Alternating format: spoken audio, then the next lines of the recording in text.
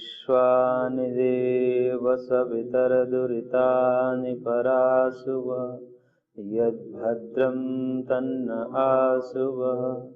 ॐ सहना भवतु सहनौ भुनक्तु सह वीर्यं करवावहै तेजस्विनावधीतमस्तु मा विद्विषावहै।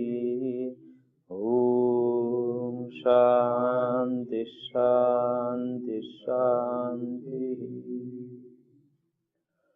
हरे कृष्ण कृष्ण कृष्ण हरे हरे, हरे राम राम राम हरे हरे, हरे कृष्ण कृष्ण कृष्ण हरे हरे, हरे राम राम राम हरे हरे, हरे कृष्ण कृष्ण कृष्ण हरे हरे, हरे राम राम राम हरे हरे। कृष्णाय वासुदेवाय हरये परमात्मने प्रणतः क्लेशनाशाय गोविंदाय नमो नमः। ओम श्री परमात्मने नमः। श्रीमद् भगवद गीतामृतम का हम स्वाध्याय कर रहे हैं, जिसमें सांख्य योग नामक दूसरा अध्याय पर हम चर्चा कर रहे थे। अर्जुन के विषाद योग का हरण करने के लिए, उसके विषाद को मिटाने के निमित्त से भगवान ने सांख्य योग का सहारा लिया, अर्थात ज्ञान योग का सहारा लिया। आत्मा के उपदेश से, आत्मा के तत्व ज्ञान के उपदेश के द्वारा उसके मोह को हटाने का प्रयत्न भगवान कर रहे हैं। और इसमें भगवान ने कहा कि जो चीज सोचने लायक नहीं है, जिस पर शोक तुमको नहीं करना चाहिए, ऐसे आत्म तत्व जो कि नित्य होता है, ये भीष्म द्रोण इत्यादि जितने भी जीव हैं, चाहे हम हो या तुम हो या सब ये राजा लोग हैं, ये सब के सब पहले थे, आज भी हैं और आगे मरने के बाद भी रहेंगे। ऐसा नहीं था कि पहले नहीं थे और आगे नहीं होंगे, अभी ही है बाद में नहीं होंगे, ऐसा नहीं है, क्योंकि आत्मा नित्य होती है, अजर होती है, अविनाशी होती है। इसलिए तुम्हें जो है इस विषय में शोक नहीं करना चाहिए।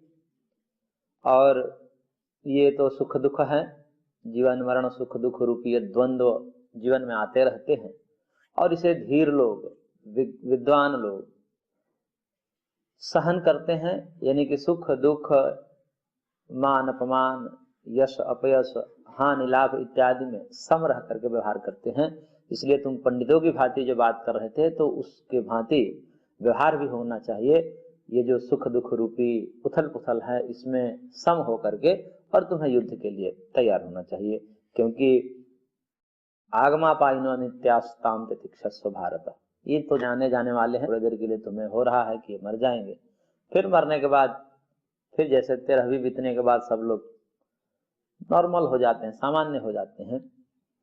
इसलिए तुम भी सामान्य हो जाओगे, आने जाने वाले हैं, ये ठहरेंगे नहीं ये दुख। इसलिए सुख दुख की चिंता छोड़ करके इसमें सम हो जाओ। तितिक्षस्व यानी सहन करना, यानी कि सम होना, सम हो जाओ, ऐसा भगवान ने कहा। तो श्लोक संख्या 14 तक पढ़ लिया था, 15 है यहाँ। आगे भगवान कह रहे हैं, यम ही न व्यथ्यन्ते ते पुरुषम पुरुषर्षभ सम दुःख सुखम धीरम स्वमृतत्वाय कल्पते नासतो विद्यते भावो ना भावो विद्यते सतः उभयोरपि दृष्टवन्तस्त्वनयोस्तत्त्वदर्शिभिः। कह रहे हैं भगवान की है पुरुषर्षभ, अर्थात पुरुषों में श्रेष्ठ अर्जुन, संबोधन है अर्जुन के लिए। सम सुख दुखम यम धीरम पुरुषम, जो पुरुष, जो व्यक्ति इन सुख और दुख में सम हो जाता है, तो सम सुख दुख वाला जो पुरुष होता है, जिसे धीर शब्द से कहा है, धीर यानी कि धैर्य धारण वाला, सुख दुख में जो धैर्य धारण करता है, विचलित नहीं होता है, ऐसे धीर पुरुष जो है उनको जो एते न व्यथयन्ति, ये जो मात्रा स्पर्श की जो बात कही थी पिछले श्लोक में भगवान ने, कि इंद्रियों और अर्थ, आंख और रूप का संबंध, इससे जो उत्पन्न होता है सुख दुख होता है। 5 ज्ञान इंद्रिय हमारे पास हैं और 5 विषय हैं, और उनसे दो ही प्रकार के अनुभव उत्पन्न होते हैं, या तो सुख या दुख। हम रूप को देखकर या तो सुखी होते हैं या दुखी होते हैं, हम शब्द को सुनकर या तो सुखी होते हैं या दुखी होते हैं, हम जिह्वा से रस को लेकर या तो सुखी होते हैं या दुखी होते हैं। तो ये जो इंद्रियों और विषय के संपर्क से जो उत्पन्न होने वाला ज्ञान है, अनुभव है, सुख दुख रूप है। और वह सुख दुख रूप जो है वो आने वाले जाने वाले होते हैं, यानी कि अनित्य होते हैं, विनाशी होते हैं, ठहरते नहीं। और ये जो न ठहरने वाले सुख और दुख है, उतने क्षण में जितने क्षण वो रहते हैं, ऐसे तो उसके लिए कहा कि सुख दुख क्षणिक होते हैं।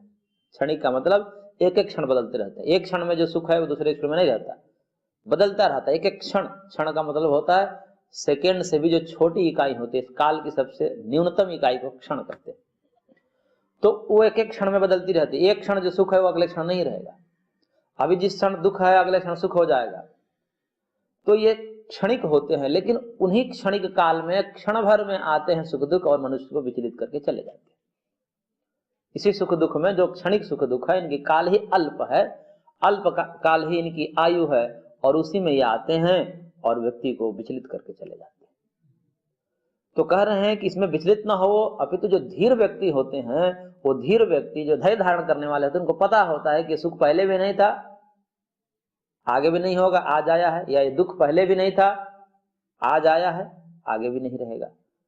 तो ये आने जाने वाले दुख हैं, इसमें हमें क्यों इतना व्याकुल होना है, तुरंत खत्म हो जाएगा।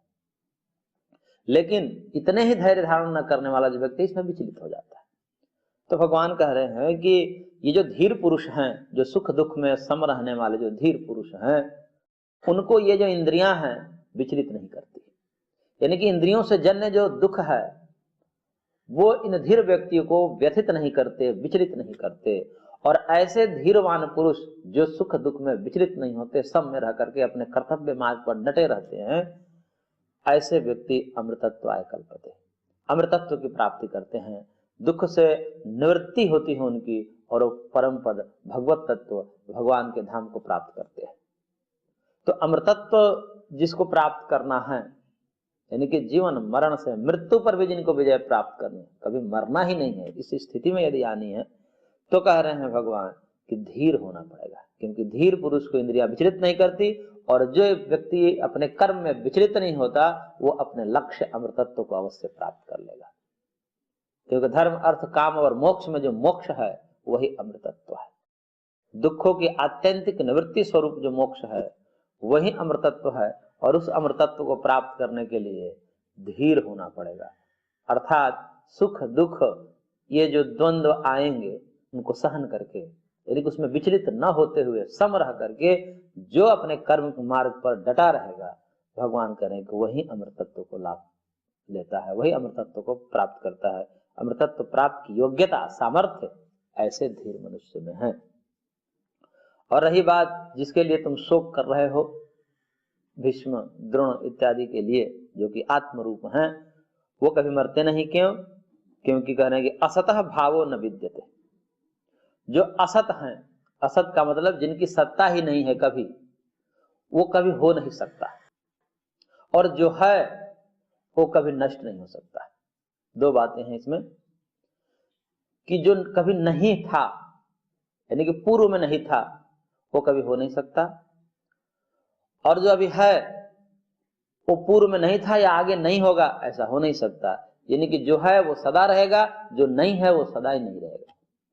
तो अभी जो तुम द्रोण और भीष्म को देख रहे हो हैं, इनकी सत्ता है, ये आत्म रूप में है, चैतन्य रूप में, देहधारी के रूप में दिख रहे हैं तुमको। तो ये ऐसा नहीं है कि ये नहीं रहेंगे, ये सदा रहेंगे। क्योंकि जो है उसका कभी नाश नहीं होता, और जो नहीं है उसका कभी भाव ही नहीं होता। यदि जैसे बालू का तेल, बालू में तेल नहीं होता, तो बालू के तेल का इस जगत में क्या है? अभाव है, वो कभी हो ही नहीं सकता, है ही नहीं। जो मूल में भी नहीं है, कारण में भी नहीं है, बीज रूप में भी कहीं नहीं है, वो कभी हो ही नहीं सकता। और जो हो नहीं सकता वो कभी होगा भी नहीं। और जो है अभी, वो पहले नहीं था और आगे नहीं होगा, ऐसा भी नहीं है। जैसे आज है तो समझिए कि कल भी था और आगे भी रहेगा। इसी को जो है दर्शन की भाषा में सत्कार्यवाद सिद्धांत कहते हैं। महर्षि कपिल की मान्यता के अनुसार कार्य जो होता है, कोई भी पदार्थ होता है, वह सदा रहता है। हालांकि ये बात उन्होंने जड़ पदार्थों के लिए कही है कि जो परिवर्तनशील है, परिणामी है, वो भी कार्य रूप होने से वो भी अपने कारण में रहते हैं। उनका मानना है कि दूध में घृत रहता है, मिट्टी में घड़ा रहता है, तंतु यानी कि धागा में वस्त्र रहता है, कारण में कार्य रहता है।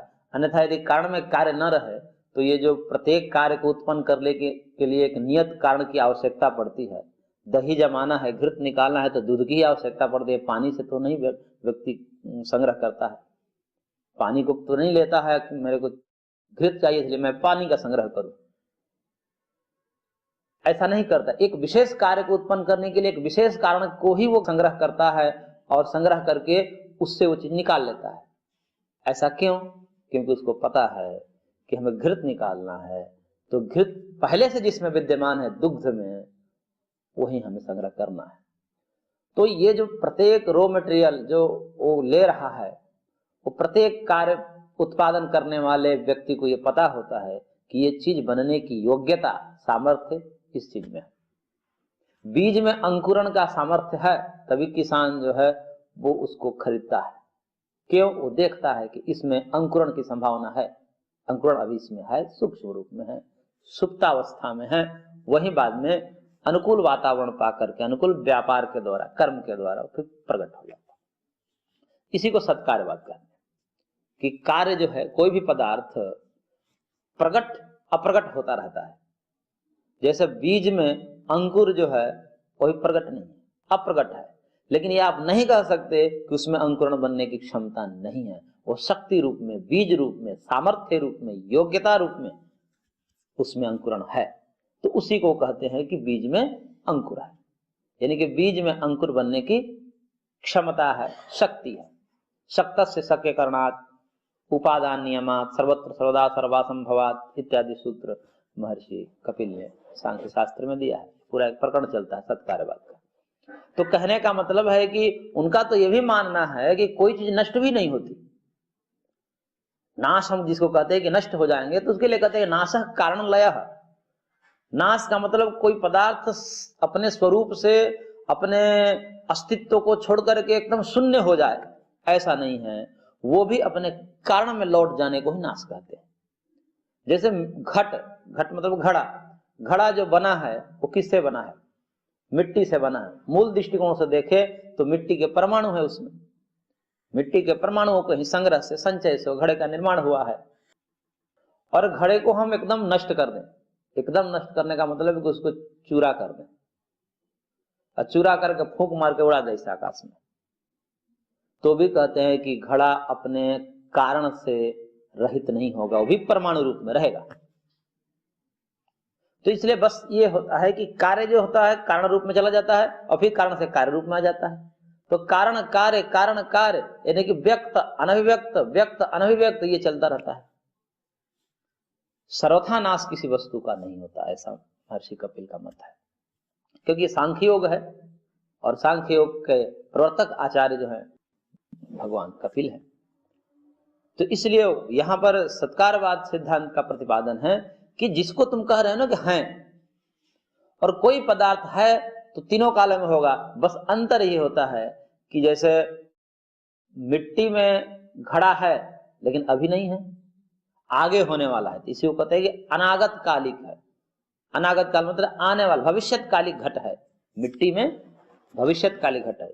जैसे कोई माता पिता है, नव दंपत्ति है, उसका बच्चा नहीं है, लेकिन ये कहते हैं कि बच्चा अभी होगा, अनागत कालिक है। तो उस माता पिता में हम बच्चे को देख रहे हैं, कब देख रहे हैं? अनागत काल में देख रहे हैं। इसलिए बच्चा नहीं है ऐसा नहीं कर सकते, बच्चा बीज रूप में है, आगे प्रकट हो जाएगा।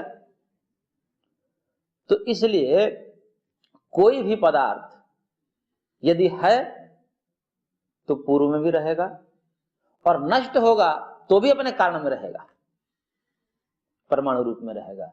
बस अंतर ही होगी, हमें दिखाई नहीं देगा। अभी जो बच्चा है, जन्म नहीं लिया है तो दिखाई नहीं दे रहा है, जन्म लेगा तो दिखाई देगा, और फिर मर जाएगा तो भी दिखाई नहीं देगा। लेकिन दिखाई न देने के कारण हम उसे नहीं कह सकते कि वो किसी रूप में नहीं, वो है कहीं न कहीं कारण रूप में विद्यमान है। तो इस आधार पर ये भगवान कहना चाह रहे हैं कि जो जिसको तुम मरना समझ रहे हो, नष्ट हो जाएंगे, वो वस्तुतः नष्ट नहीं होंगे, क्योंकि पदार्थों का स्वभाव होगा जो है वो तीनों कालों में होगा और जो नहीं है वो तीनों कालों में नहीं होगा। जैसे पानी से घृत तीनों कालों में नहीं होगा क्योंकि मूल में ही नहीं है, तो पानी का घृत नहीं होगा, बालू का तेल नहीं होगा, बंध्या का पुत्र नहीं होगा, खरगोश का सिंह नहीं होगा, इत्यादि जो ये सब चीजें हैं इसको कहते हैं कि असत है। ये सब असत है, यानी कि असत बोलते हैं जो तीनों कालों में जिसकी सत्ता ना हो, भूतकाल में भी नहीं था, अभी भी नहीं है और आगे भी न होने की संभावना है, ऐसे चीज को असत कहते हैं। और जो असत होंगे वो कभी उत्पन्न नहीं हो सकता, और जो उत्पन्न है उसको आप असत नहीं कर सकते क्योंकि असत की उत्पत्ति नहीं हो सकती। तो यही भगवान यहाँ पर थोड़ा सा सैद्धांतिक बातें हैं ये। तो जो असतः भाव न विद्यते, असत का भाव नहीं होता, यानी कि बालू से तेल नहीं हो सकता, तिल से ही तेल होगा क्योंकि वो असत है। खरगोश का सिंह नहीं हो सकता, मनुष्य का सिंह नहीं हो सकता, क्यों? क्योंकि वो असत है। तो जो असत है वो कभी हो नहीं सकता, और जो है उसे आप असत कह नहीं सकते। तो भीष्म द्रोण आदि हैं कि नहीं है? तो हैं, यही कहना पड़ेगा कि हैं। अभी तो हैं, तो इसको पहले नहीं थे आगे नहीं होंगे ऐसा आप नहीं कर सकते, असत नहीं कर सकते। इसलिए तीनों कालों में रहेंगे, आप इनकी चिंता छोड़ दीजिए। तो इसलिए असतः भावो न विद्यते और सतः अभाव न विद्यते, सत का अभाव नहीं होगा और असत का भाव नहीं होगा। और अनयो उभयो अपि अंतः तत्वदर्शी भी दृष्टा, इन दोनों तत्वों को, ये दोनों निर्णय, ये दोनों सिद्धांतों को ये जो तत्वदर्शी होते हैं, तत्वदर्शी का मतलब थोड़ा सा जो समझने वाले विवेकी पुरुष होते हैं, जो तत्व अतत्व के निर्धारण करने में जिनकी बुद्धि समर्थ होती है, ऐसे सूक्ष्म बुद्धि वाले जो ऋषि होते हैं, महर्षि होते हैं, विद्वान होते हैं, वो इस चीज को समझते हैं। इसलिए तुम यदि पंडित की भांति बात कर रहे हो, क्योंकि भगवान ने पहले कहा पंडित की बात से बोल रहे हो और शोक भी कर रहे हो, तब पंडिताई भगवान झाड़ रहे हैं अपनी। देख लो, यदि पंडित की बात कर रहे हो तो तुम्हें ऐसा करना चाहिए, सब समझना चाहिए, तत्व की बातें, रहस्य की बातें हैं कि जो सत है उसका कभी नाश नहीं हो सकता, जो असत है कभी हो ही नहीं सकता, और ये है इसका मतलब इनका कभी नाश नहीं हो सकता, ये सिद्धांत है। तो इसलिए ये तो दोनों तत्व जो हैं, सत असत इत्यादि जो ये सिद्धांत है, ये तो तत्वदर्शी हैं, वो भली भांति देखते हैं, जानते हैं, ये तत्व ज्ञानी पुरुषों द्वारा सब देखा गया है। इसलिए आगे भगवान कहते हैं 17 नंबर श्लोक में, अविनाशी तु तद्विद्धि येन सर्वमिदं ततं विनाशमभ्यस्यास्य न कश्चित् कर्तुमर्हति। भगवान कह रहे हैं कि इसलिए तो इस तत्व को, कौन से तत्व को? आत्म तत्व जो भीष्म द्रोण रूप में है, सब आत्म रूप चैतन्य रूप है, शरीर तो है नहीं, शरीर तो जड़ है, वो तो चैतन्य के कारण शरीर चैतन्यवत भाषित होता है। जैसे जल अग्नि के संपर्क से गर्म भाषित होता है, प्रतीत होता है गर्म है, लेकिन वो गर्म होता नहीं, वो अग्नि के संपर्क के कारण कुछ देर के लिए उसमें उष्णता आई है, और जैसे ही अग्नि के परमाणु उससे निकल जाते हैं वो ठंडा पड़ जाता है। ऐसे ही शरीर वस्तुतः जड़ है, और उस आत्म तत्व के संपर्क के कारण चैतन्यशील भाषित होता है, तो लगता है कि ये सुखी दुखी होता रहता है। वस्तुतः ये तो जड़ है, वो चैतन्य का खेल है, वो चैतन्य इसमें से निकल जाएगा, लुप्त हो जाएगा, तो फिर तो जड़ ही है, अभी भी जड़ ही है।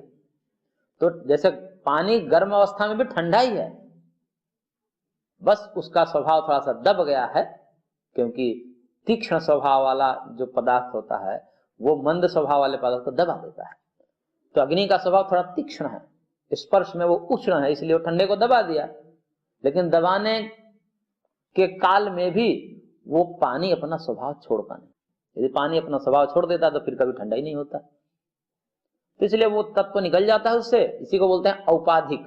औपाधिक का मतलब एक संपर्क कुछ काल के लिए बना है, फिर ये संपर्क टूट जाएगा, संपर्क टूटते ही फिर अपने मूल स्वरूप में आ जाएगा। मूल स्वरूप में आ जाएगा मतलब उसका स्वरूप कहीं गया नहीं था, अभी भी था, बस वो चीज हट गया, अपने मूल स्वरूप में आ गया। ऐसे ये जड़ है शरीर, अभी भी जड़ ही है, जब चैतन्यता इसमें से निकल जाती है तो इसका मूल स्वरूप सामने आ जाता है। तो कह रहे हैं कि आत्म रूप में जो ये सब चैतन्य है, देह आदि के रूप है नहीं, देह से भिन्न है। और देह से भिन्न होने से उस देह से भिन्न आत्म तत्व को तुम कैसे जानो? अविनाशी तु तद्विद्धि, उस चैतन्य तत्व को अविनाशी समझो। अविनाशी का मतलब वो नाश नहीं होता, उसको कोई मार नहीं सकता। और उस आत्म तत्व को अविनाशी जान करके, और उससे क्या है, ये न इदम सर्वम ततम, उस आत्म तत्व के द्वारा ये सारा शरीर जो है व्याप्त रहता है। और उसी आत्म तत्व की व्यापकता के कारण सिर से लेकर के तलवे तक सुख दुख का अनुभव होता है। क्योंकि कहीं एक जगह तो आत्मा को मानोगे नहीं कि एक जगह आत्मा हो तो फिर तो वही दर्द होना चाहिए। तो इसलिए आत्मा पूरे शरीर में व्याप्त है और उस चैतन्यता से पूरा शरीर व्याप्त है। तो वह शरीर जो है इस चैतन्य से व्याप्त है। और अस्य अव्यस्य विनाशम कर्तुम कश्चित न रहती, कह रहे हैं कि इस अविनाशी जो अव्यय, व्यय का मतलब होता है घटना बढ़ना, व्यय जैसे खर्च करते हैं ना, घट जाता है। और अव्यय मतलब जो कभी घटता नहीं है, यानी कि इसका भी अर्थ अविनाशी ही हुआ।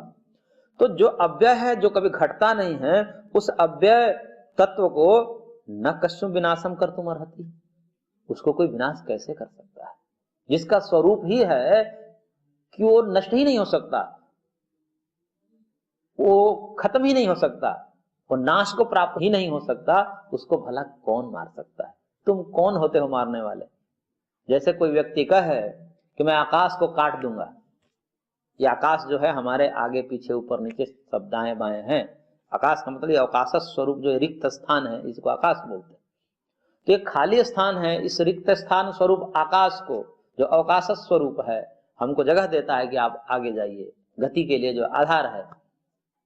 ये आकाश को कोई काटने की बात करे तो कट सकता है आकाश? आकाश कभी नहीं कर सकता। क्यों? क्योंकि आकाश का स्वरूप ही ऐसा है, वो अखंड है, उसको कोई काट ही नहीं सकता। उसके कोई अवयव ही नहीं है। जिसके परमाणु होते हैं आप उसको काट सकते हैं, उसको नष्ट कर सकते हो। जो पदार्थ ऐसा बना ही है कि उसके कोई परमाणु ही नहीं है, कोई अवयव ही नहीं है। आप घड़े को तोड़ सकते हैं, क्यों? क्योंकि घड़े परमाणु से मिलकर बना है। आप वस्त्र को फाड़ सकते हैं, क्यों? क्योंकि ये भी परमाणुओं से मिलकर बना है, तंतुओं से मिलकर बना है, तंतुओं में भी परमाणु है। तो जहां पर परमाणुओं का संघात होता है, उस वस्तु को तोड़ा जा सकता है, उसको नष्ट किया जा सकता है।